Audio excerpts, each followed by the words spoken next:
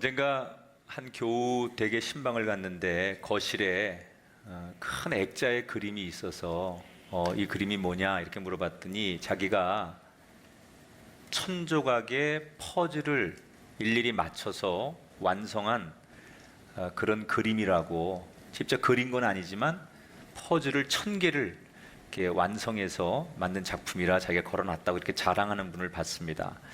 저는 우리 인생을 이 퍼즐에 비유해 봅니다. 우리가 살면서 인생에 필요한 퍼즐 조각들을 하나 둘씩 만들고 맞추고 있습니다. 어느 때는 외모라고 하는 조각, 학력이라고 하는 조각, 또 명예와 인기라고 하는 조각, 이런 조각들을 맞추기 위해서 우리는 오늘도 바쁘게 살아가고 있습니다. 그런데 많은 사람들이 젊을 때는 외모도 가꾸고 학력도 취하고 재산도 모으고 많은 퍼즐들을 이렇게 모으고 맞춰가는데 끝끝내 자신의 인생의 마지막 하나의 퍼즐을 맞추지 못해서 완성된 인생을 만들지 못하는 분이 있어요. 특히 하나님이 사용하는 사람들은 마지막 하나의 퍼즐을 하나님으로부터 받을 수 있어야 돼요. 하나님이 주시는 이 하나의 마지막 퍼즐을 완성해야만 인간이 노력한 99%의 세상적인 퍼즐들이 비로소 완성되는 것이다. 그게 뭘까? 오늘 이스라엘의 첫 번째 왕 사울의 이야기를 통해서 하나님이 이 사울이라는 사람을 하나님이 쓰기 위해서 마지막 퍼즐 하나를 맞추는 그것이 어떤 것일까? 사울은 이스라엘의 12지파 가운데 베냐민 지파의 사람이에요. 기브아라고 하는 도시에 살았고 그의 아버지는 기스였어요. 근데 이 사무엘은 어릴 때부터 굉장히 누가 봐도 모범생이에요. 아주 똑똑하고 겸손하고 온유하고, 그리고 키도 크고 몸도 좋고 얼굴도 굉장히 잘생겼어. 그게 사울이에요. 그리고 사람들에게 매너 있고 리더십이 있어서 사람들은 다 이 사울을 흠잡을 데 없는 좋은 사람이라고 생각합니다. 이렇게 착한 사울이 어느 날 어떤 일을 만나느냐, 자기 집에서 아버지가 급하게 사울을 부르더니 집에서 키우는 암나기들이 우리를 벗어나서 밖으로 도망을 갔는데 빨리 가서 이 나귀들을 찾아와야 된다. 그래서 아버지의 말씀에 순종하면서 종 하나를 데리고 울타리를 벗어난 암나기들을 찾으러 가는 거예요. 여러분, 자기가 태어나서 자기가 살던 지역이니까 아마도 사울은 나귀들이 우리를 벗어났지만 금방 찾을 수 있을 거라고 생각을 했을 거예요. 이 당시에 암나귀들은요, 나귀들은 굉장히 중요한 재산의 가치가 있었던 동물이에요. 왜냐하면 이 나귀는 힘이 좋습니다. 그래서 사람을 태우기도 하고 물건을 나르기도 하고 또 농사를 지을 때 사용하기도 하고, 그리고 특히 암나귀들은 새끼를 낳을 수 있었으니까 이게 굉장히 재산상 가치가 많았습니다. 그래서 사람들이 재산의 상징으로, 부의 상징으로 이 나귀들을 많이 키웠는데, 이 암나귀들이 지금 우리를 벗어나서 뛰쳐나갔으니 이걸 혹시 잃어버리면 막대한 손실을 보는 거죠. 그래서 나귀를 찾아오라고 이제 사울이 아버지 말씀을 듣고서 나갔는데, 금방 찾을 줄 알았던 나귀가 3일을 헤매고 뒤져봐도 흔적을 알 수 없고 찾을 수가 없는 거예요. 처음에는 내가 태어나 살던 지역이니까 금방 찾을 수 있을 거라고 기대를 했는데 하루 이틀 3일이 지나도 나귀를 찾지 못하고 지쳐버리니까 사울이 같이 찾던 종에게, 야, 안 되겠다, 아무리 찾아도 찾을 수가 없는데 아버지 걱정하실 테니 일단 집으로 한번 가야 되겠다. 그리고 집으로 가려고 할 때 같이 동행했던 종이 이 사울에게 뭐라고 말하느냐, 도련님, 그러면 가시는 길에 저 옆 마을에 사무엘이라고 하는 아주 유명한 하나님의 종이 있습니다. 그 종한테 가서 우리가 이렇게 지금 난관에 빠졌고 어려운데 어떻게 하면 좋을지 지혜를 한번 구해보지요. 가는 길이니까.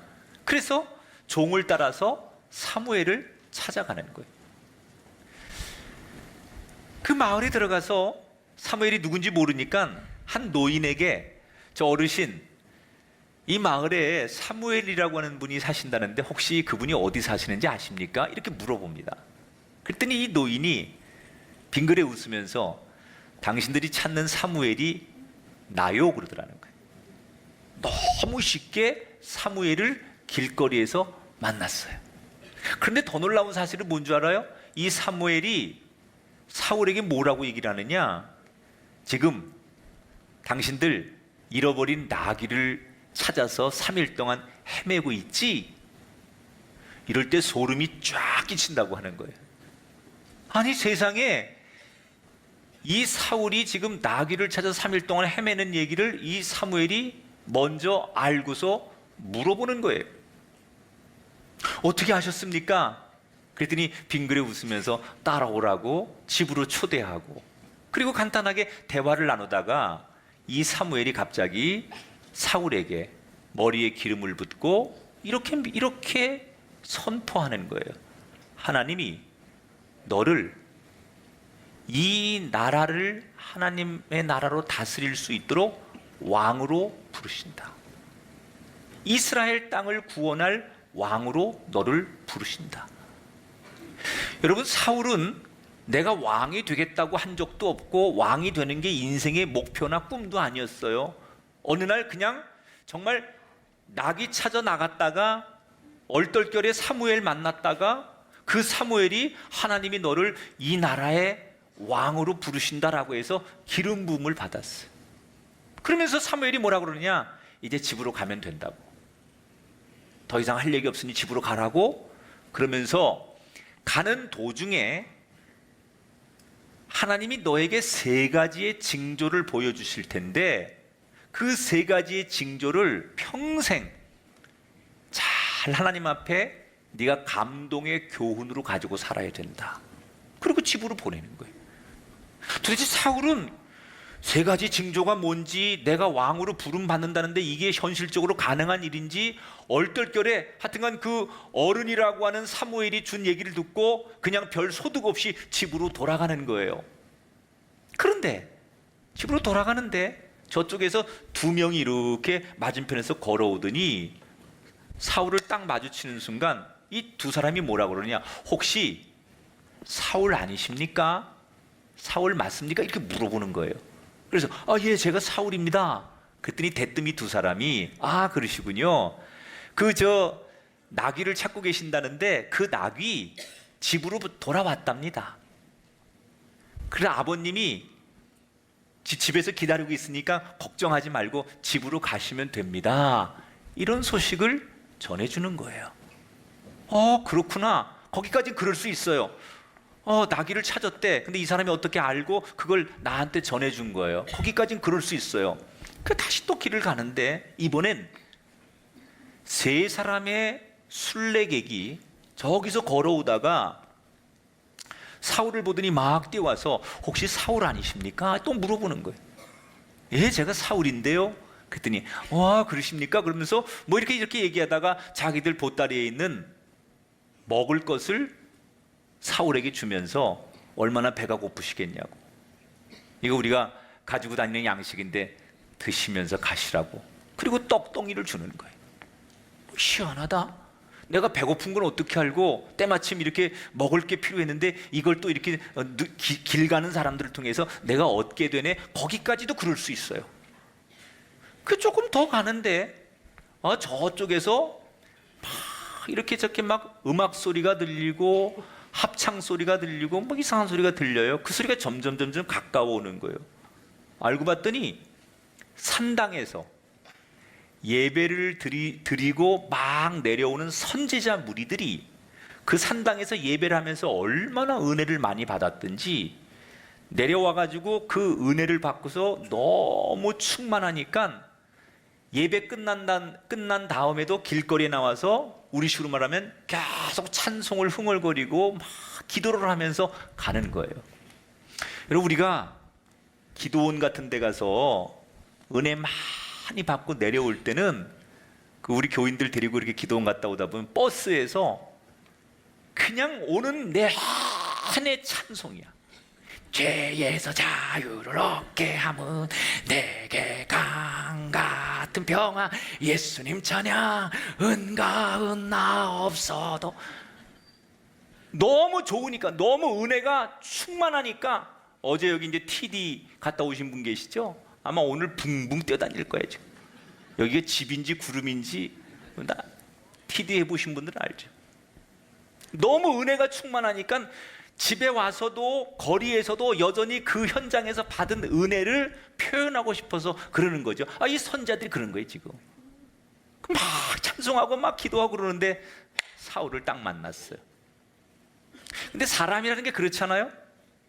어떤 사람들이 너무 흥에 겨워하고 너무 막 그 기뻐하는 모습을 보면 나도 모르게 동화되는 거예요. 사울이 이 선지자들이 막 내려와서 찬송 부르고 기도하고 그런 모습을 보면서 이렇게 보고 있다가 자기도 모르게 옆에서 흥얼흥얼 찬송을 따라 부르고 그들이 받는 은혜에 동화가 되어가지고 같이 그들이 받은 은혜만큼 그 무리 속에 들어가서 같은 은혜를 경험하는 거예요.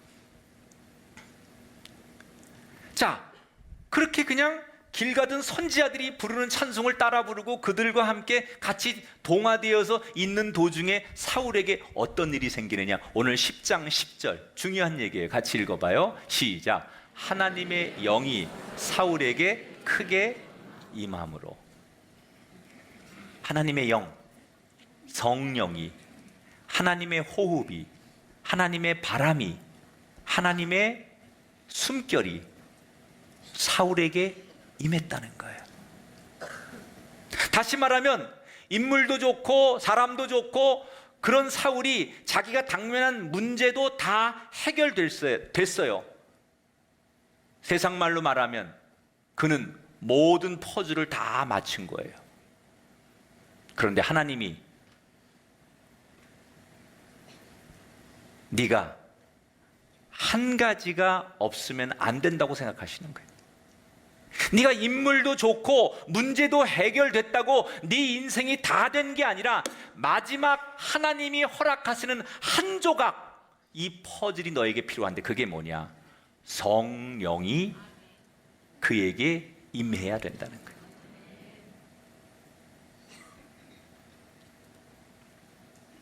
이 사울이 세상적인 완벽한 모든 조건을 다 갖췄어요 지금. 근데 하나님은 그가 하나님 손에 붙들려 쓰임 받으려면 마지막 한 조각의 퍼즐이 필요했는데 그게 바로 하나님이 주시는 성령이었다는 거예요. 왜 하나님은 이 사울에게 마지막 성령의 퍼즐이 필요하다고 생각하셨느냐? 그 힌트가 10장 9절에 나와요. 자, 그가 몸을 돌이킬 때 하나님이 새 마음을 주셨고, 따라할까요? 새 마음을 주셨고. 성령이 임하니까 그의 마음이 새 마음이 되었대요. 그동안 그가 가지고 있었던 세상적인 생각, 가치관 이런 것들을 버리고 하나님이 제일 좋고 하나님 우선주의로 그의 생각이 바뀐 거예요. 여러분, 예수 믿는다는 건 뭐냐? 은혜의 정점은 어디냐? 내 생각이 바뀌는 거예요. 내 가치관이 바뀌는 거예요. 내 계획이 바뀌는 거예요. 내 의식이 바뀌는 거예요. 세상이 그렇게 좋고 명예가 그렇게 좋고 모든 내 생각대로 살아가던 인생이 어느 날 하나님을 만나면 하나님 생각이 더 우선이고 하나님 제일주의로 자기의 생각이 바뀌어지는 것, 이게 은혜 받은 증거예요. 성령이 임하니까 사울이 옛날에 자기가 제일 중요하다고 생각했던 그것보다 더 중요한 게 생겼어요. 그게 바로 하나님이었어요.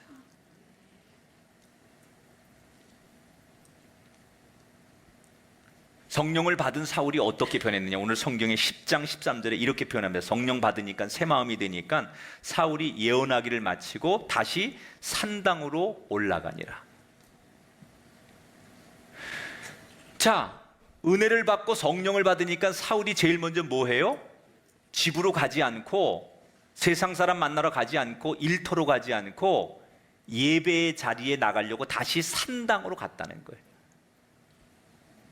하나님이 좋으면요, 성령이 임하면요, 예배 드렸는데 또 드리고 싶고요, 찬송을 불렀는데 또 부르고 싶고요. 성령이 임한 사람은요, 사울과 똑같아요. 여러분의 인생도 그렇게 되기를 축복합니다. 사울이 성령을 받고 새 마음을 받습니다. 그리고 하나님 만나는 것이 가장 우선적인 사람으로 완전히 변화되었어요. 그가 그동안 스펙도 맞추고 인격도 맞춰지고 문제도 해결되어서 그의 인생에 필요한 모든 퍼즐들이 다 맞춰졌는데, 마지막 하나님께서 활용점점처럼 하나의 퍼즐을 맞춰주셨어요. 그게 성령의 퍼즐이었다는 거예요. 비로소 사울은 이때부터 하나님이 들어쓰시는 이스라엘의 왕이 된다는 거예요. 우리는 보통 내 자신과 자녀들이 크게 쓰임받게 해달라고 기도합니다. 하나님 앞에 나를 크게 사용해 달라고 기도합니다. 그런데 우리는 하나님이 우리를 쓰시기 위해서 무슨 퍼즐을 어떻게 맞추고 있습니까? 혹시 우리는 하나님 앞에 내가 쓰임받기 위해서 내 인생의 이력서에 들어갈 좋은 내용들을 찾고 있는 건 아닙니까? 외모를 가꾸거나 인기를 얻는 그런 퍼즐을 맞추는데 우리가 지금까지 노력하지 않았습니까? 아니면 나를 지금 힘들게 하는 당면한 문제를 해결하는데 몰두하는데 내 인생을 허비하고 있지 않습니까? 스펙도, 인기도, 인품도, 문제 해결하는 것도 다 중요합니다. 그러나 아무리 세상적으로 완벽하게 갖춰졌어도 마지막 하나의 퍼즐이 맞춰지지 않으면 그 인생은 완성된 인생이 될 수 없어요. 그 하나님이 주시는 마지막 퍼즐이 뭐냐? 성령 충만해지는 거예요. 그래서 그리스도인에게 가장 중요한 인생의 마지막 퍼즐은 뭐냐? 인기나 명예나 학력이 아니에요. 사람의 평가가 아니에요. 하나님이 주시는 성령의 충만함이에요. 따라합시다. 하나님, 내게도 성령 충만을 주옵소서. 할렐루야. 성령이 충만해져서 내 마음이 새로워져서 하나님이 너무너무 좋아서 하나님밖에 보이지 않는 인생 될 때 비로소 그 어떤 인생이라도 그가 사는 삶의 자리에서, 그 가정에서 왕같은 제사장으로 하나님 앞에 쓰임을 받는 거예요. 마가의 다락방의 120명의 성도를 보세요. 투박하고 무명한 사람이고 아무 스펙이 없었어요. 그러나 그들에게 성령의 충만함, 성령의 퍼즐이 그들에게 맞춰졌을 때, 그래서 그들이 하나님을 제일 사랑하고 하나님을 입에서 찬송하기 시작할 때, 그때부터 비로소 120명이 위대한 일을 감당하기 시작했어요. 우리에게 정말 중요한 거, 마지막 한 조각의 퍼즐, 이 퍼즐을 여러분 놓치지 마시고 이 퍼즐을 완성하는 사울과 같은 인생이 우리 꿈의 교회 성도들의 인생이 되기를 주의 이름으로 축원합니다. 이렇게 하나님께서 이 사울을 들어쓰시기 위해서 그가 준비한 모든 퍼즐 말고 마지막 하나의 퍼즐까지 완성을 시키시죠. 그래서 그가 왕이 되는 거예요. 그런데 왕이 되었지만 그는 아직 왕의 역할을 못합니다. 왜냐하면 이스라엘은 지금까지 왕이 없었어요.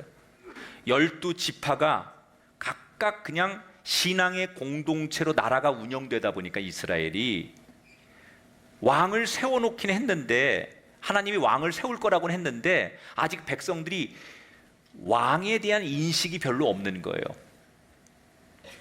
아직 왕이 된 게 아니죠. 그냥 사무엘이 기름을 부어서 하나님이 너를 왕되게 하실 거다라고만 얘기했지 왕이 된 게 아니에요. 그런데 어느 날 사무엘이 이스라엘 백성들을 다 소집합니다. 광장에. 그리고는 이스라엘의 왕을 뽑겠다. 그리고 제비를 뽑는 거예요. 근데 제비를 어떻게 뽑느냐? 우선 12지파를 놓고 어느 지파 사람을 왕으로 뽑을 거냐를 뽑는 거예요. 그래서 사무엘이 백성들이 다 보는 앞에서 12지파를 놓고 제비를 딱 뽑습니다. 어느 지파가 나왔을 것 같아요, 여러분 생각에? 베냐민 지파가 나왔어. 사울이 어느 지파에 속했다고요? 베냐민이에요. 자, 이제 그러면 12지파 가운데 베냐민 지파에서 왕을 뽑기로 하는 거예요. 제비를 뽑아서. 그러면 그 베냐민 지파 안에는 많은 가문들이 있을 거 아니에요. 그럼 어떤 가문에서 왕을 뽑을 것이냐? 그래서 베냐민 사람들의 그 가문을 놓고 다시 또 제비를 뽑는 거예요. 사울의 아버지 이름이 뭐라고 했다고요, 아까? 기스. 누가 뽑혔을 것 같아요? 기스 가문이 뽑혔어요. 그러면 그 기스 가문에는 또 여러 형제들이 있을 거 아니에요. 그 중에 사울도 있는 거예요. 거기서 다시 또 제비를 뽑았어요. 누가 뽑혔을 것 같아요? 그렇죠, 사울이 뽑힌 거예요. 자, 여러분, 운이 좋네, 뽑을 때마다 뽑히는 사울이 운이 좋네, 이렇게 치부하지 말아요. 우연히 된 게 아니에요. 하나님께서 이미 사무엘에게 기름을 부어서 내가 이스라엘을 구원할 왕이 되리라고 하나님이 이미 말씀하셨고, 하나님은 그 말씀을 그대로 이루시는 거예요. 우연히 되는 게 아니라 하나님께서 이루신 거예요. 여기서 중요한 것, 사울은 내가 왕이 되려고 사람들이 뽑는 왕이 된 게 아니라 하나님이 왕으로 그를 세우신 거예요. 우리 인생은 내가 왕이 되려고 하는 길과 하나님이 나를 왕으로 세우시는 길과 어떤 인생이 우리 인생의 목표가 되어야 되느냐? 하나님이 세우시는 왕이 되셔야 돼요. 내가 왕이 되겠다고 사람들에게 인기를 얻고 표를 얻는 왕이 아니라 하나님이 나를 왕으로 세우시는, 하나님이 기름을 부으시는, 그래서 왕이 되는 이 사울의 인생이 여러분의 인생이 되시고 여러분 자녀들의 인생이 되기를 주 이름으로 축원합니다. 그런데 사람들은 사울이 왕이 된 게 별로 동의가 되지 않는 거예요. 왜? 베냐민 지파는요, 12지파 가운데 가장 작은 지파예요. 그리고 그 기스라고 하는 사울의 아버지도 그렇게 다른 유명한 집안의 어른들에 비하면 그렇게 대단히 훌륭한 가문도 아니에요. 그리고 사울이 착하긴 하지만, 똑똑하긴 하지만 그 나라를 다스릴 만큼의 그 왕의 제목감은 아니라고 생각한 이스라엘 사람들이 베냐민 지파의 기스 가문에 사울이 왕으로 뽑힌 걸 보고서 별로 동의가 되지 않는 거예요. 그래서 왕이 됐지만 왕으로서 역할을 못하는 거예요. 왜? 백성들이 아직 왕 제도에 대해서 익숙하지 않으니까, 사울을 마음으로 받아들일 수 없으니까 왕이라고 부르기는 하지만 룰에 의해서 뽑히긴 했지만 왕으로 인정을 안 하는 거예요. 그리고 사울도 내가 뭘 해야 될지 모르는 거예요, 잘. 그런데 여러분, 성령의 사람의 특징 가운데 하나는 뭔지 알아요? 성령의 사람은 조급하지 않아요. 성령이 함께하는 사람은 기다릴 줄 알아요. 사울은 사람들이 나를 인정해 주지 않아도, 내가 왕으로서 어떤 역할을 당장 못하더라도 조급해하지 않아요. 그는 기다립니다. 하나님의 때를 기다리자. 우리 성도들을 제가 축복합니다. 성령이 여러분에게 임하고 여러분의 가정에 임하셔서 서두르지 마시고 하나님의 때를 준비하고 기다리는 은총이 여러분에게 있게 되길 축원합니다. 절대 여러분 내 마음대로 급하게 그렇게 안 해도 돼. 하나님의 때를 분명히 기다리면 성령께서 가장 좋은 때에 여러분을 드러나게 하실 줄 믿습니다. 그렇게 왕이 되어서 한 달 정도가 지났을 때 사울에게 아주 급하고 어려운 상황을 가진 한 사람들이 다가오는데, 야베스라고 하는 도시 사람들이 너무 울면서 급하게 사울을 찾아와서 도움을 요청하고 살려달라고 요청합니다. 자, 이 야베스라고 하는 도시는 어느 날 암몬 족속의 침략을 받습니다. 그런데 이 암몬 족속들이 워낙 포악하고 힘이 강한 민족이니까 이 야베스 사람들이 전쟁할 의사가 없고 전쟁을 해도 안 된다고 생각하니까 싸우지 않겠다고 항복을 선언해요. 우리는 싸우지 않겠습니다. 항복하겠습니다. 달라는 거 다 드리겠습니다. 그런데 이 암몬 사람들이 얼마나 잔인한지, 너희들 항복을 그대로 받아줄 수 없다. 너희들 다 죽이는 게 우리의 목표인데 죽기 싫으면 오른쪽 눈알을 전부 뽑아서 그걸 내놓으면 목숨을 살려주겠다. 이렇게 암몬 사람들이 아주 포악하고 말도 안 되는 요청을 이 야베스 사람들에게 하니까 야베스 사람들이 이 기가 막히잖아요. 이 상황에서 자기들이 아무것도 할 수 없으니까 때마침 이스라엘의 왕으로 세워진 사울 소식을 듣고 사울에게 찾아와서 급하게 우리가 다 죽게 되었으니 우리를 제발 구원해 달라고 울면서 매달리기 시작하는 거예요. 이때 사울이 이 이야기를 들으면서 어떤 행동을 하는지 보세요. 11장 6절이에요. 사울이 이 말을 들을 때 하나님의 영에게 크게 감동되며 그의 노가 크게 일어나.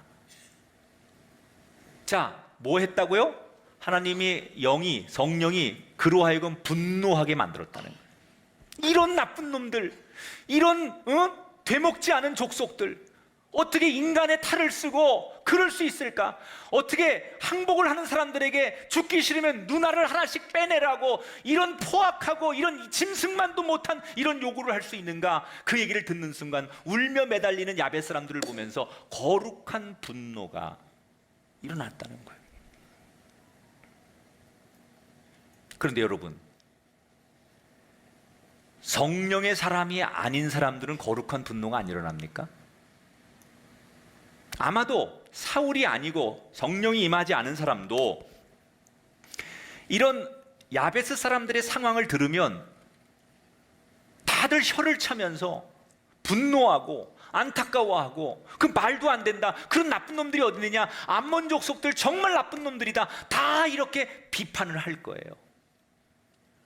그런데 거룩한 분노는 똑같이 일어나는데 성령이 일으키는 거룩한 분노와 성령이 없는 거룩한 분노는 뭐가 다르냐? 성령이 없는 분노는 해요. 그런데 발만 동동 구르는 거예요. 암몬 족속 저놈들 나쁜 놈들이야, 아주 못된 놈들이야, 용서가 안 되는 놈들이야, 거룩한 분노는 하는데 아무런 행동을 할 수가 없는 거예요. 왜? 암몬 족속이 너무 두렵고 자기들은 도와줄 수 있는 힘이 없는 거예요. 그런데 성령이 일으키는 거룩한 분노는 행동하게 만드는 거예요. 사울은 성령이 거룩한 분노를 일으키니까 어떻게 하느냐? 곧바로 일어나는 거예요. 그리고 12지파에게 군사 소집 명령서를 보내요. 그리고 12지파에서 34만 명의 군인을 모아요. 그리고 암몬 군대에게 전쟁을 하러 가는 거예요. 야베스 사람들을 위해서.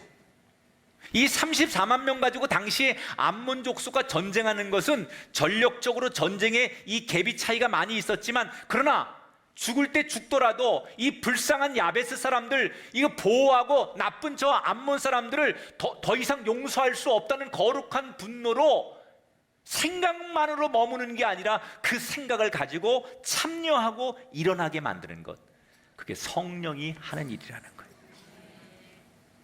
그래서 이 전쟁을 사울이 승리로 이끌어요.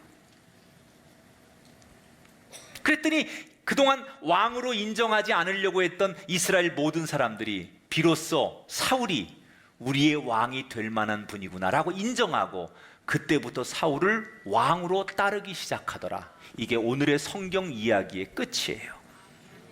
자, 결론이에요. 우린 종종 하나님 앞에 성령 충만하게 해주세요라고 기도합니다. 그리고 여러분은 내가 성령이 충만하다고 생각해요?